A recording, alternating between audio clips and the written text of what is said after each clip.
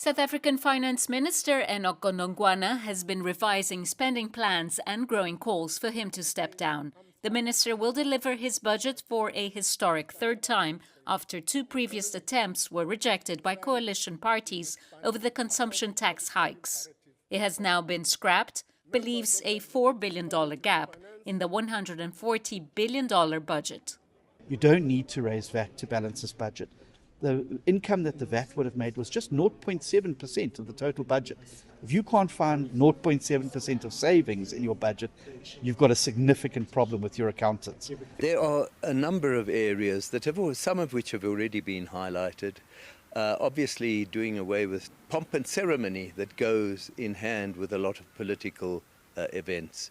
Things like dinners and fancy travel arrangements and security, etc., that most people have to do without.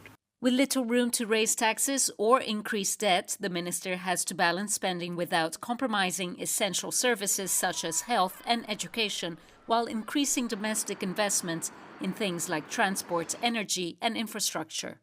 So growth is an important part, and that's why it's important to spend on areas that will induce that growth, areas that can inspire that growth. So infrastructure is a big one, and so we're going to have to do a lot of that this year so that we support companies to be able to then, build their operations better.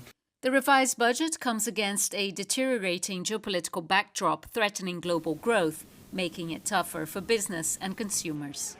Between February and May, there have been a dramatic set of events that have taken place around the world, and the outlook for the world economy and indirectly through that the South African economy has worsened.